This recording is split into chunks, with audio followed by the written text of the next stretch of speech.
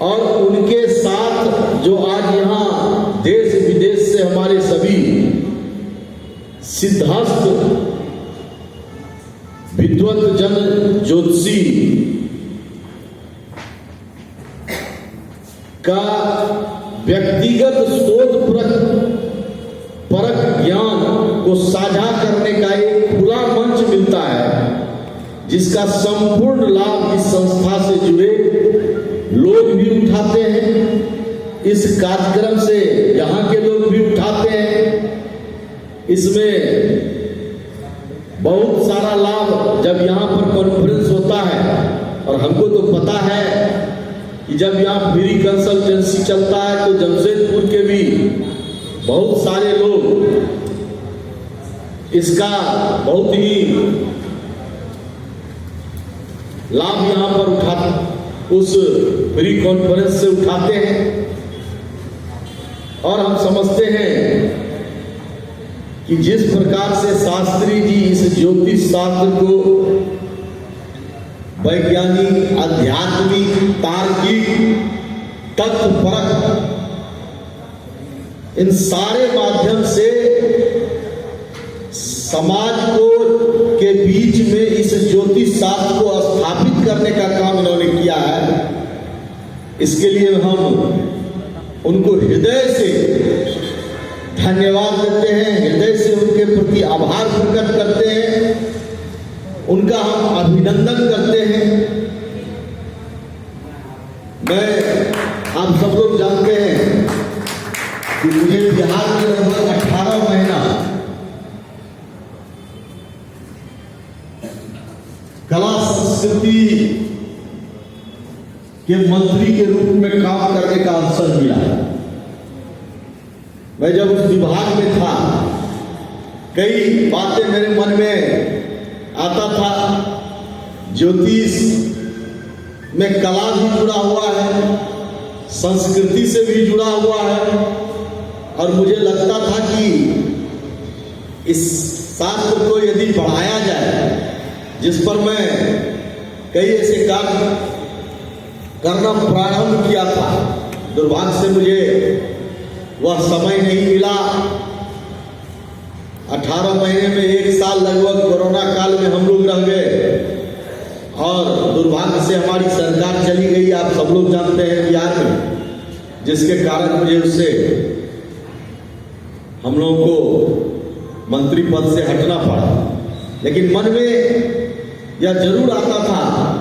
कि ज्योतिष के माध्यम से यदि हम ज्योतिष को आगे बढ़ाते हैं तो रोजगार के क्षेत्र में भी ज्योतिष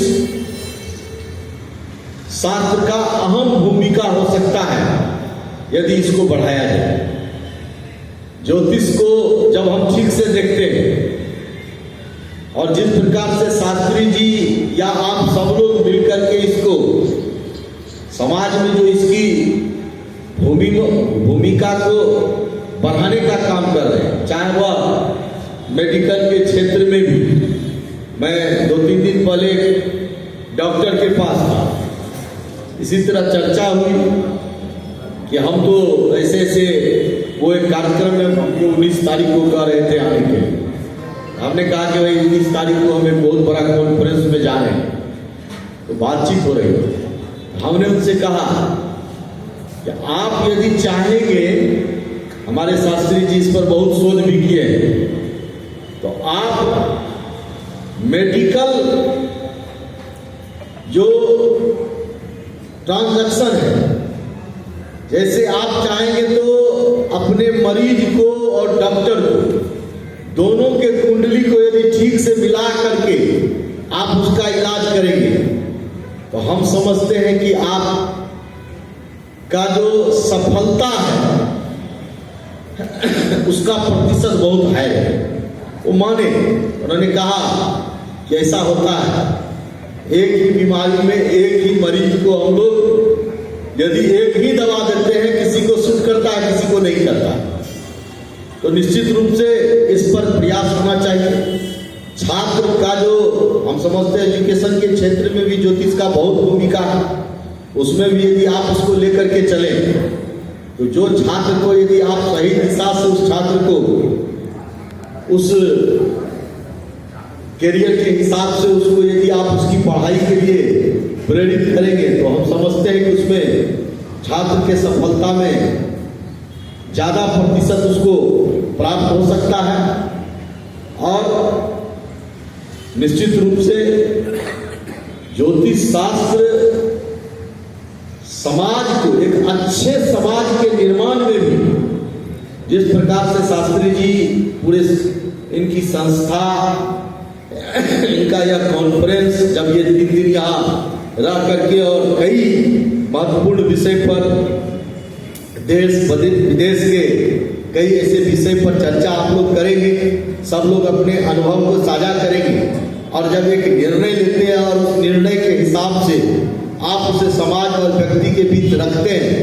तो उसका लाभ समाज को भी होता है। व्यक्ति को तो लाभ होता ही है, उसका लाभ समाज को भी होता है। हम तो सर से एक आग्रह करेंगे, हम कई बार यहाँ आए हैं, हमारे बहुत ऐसे ज्योतिष पूरे इस क्षेत्र में हैं, बहुत उसमें विद्वान भी हैं, बहुत इस ज्योतिष के नाम को कहीं ना कहीं अज्ञानता के कारण बदनाम भी कर देते हैं। लोगों के मन में ये धारणा होता है कि ये तो बैठ करके इसे ठगता है। यदि उसको ज्यादा से ज्यादा को आप इसमें जोड़ेंगे और जोड़ करके यहाँ के माध्यम से जब वो जाएंगे, तो जो आपके मन में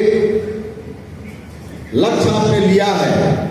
इस देश में ज्योतिष को हम उस रूप में स्थापित करें जो देश के प्रत्येक कार्यों में ज्योतिष की भूमिका हो, हम समझते हैं उसमें ज्यादा सफलता आपको प्राप्त होगा, ऐसा मुझे लगता है। आज सर के द्वारा जो एक पुस्तक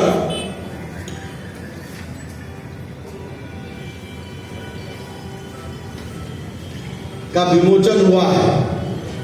हस्तरेखा संजीवनी,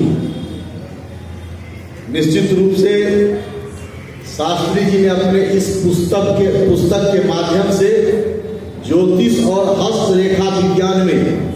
नए वैज्ञानिक तर्कपरक एवं तर्कपूर्ण दृष्टि को लाने में अपना महत्वपूर्ण योगदान दिया है। यह पुस्तक शास्त्र के क्षेत्र में न केवल विशेषज्ञता की प्राप्ति में मदद करेगा, बल्कि इस अद्वितीय ज्ञान को सुलभता से संकलित करने और सुगमता से समझाने का एक अनमोल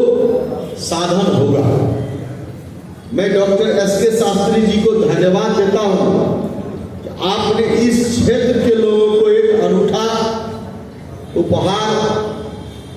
प्रदान किया है। इसके लिए और आपके इस संस्थान के उज्जवल भविष्य की मैं कामना करता हूं। आज आपके द्वारा मुझे यहाँ आने का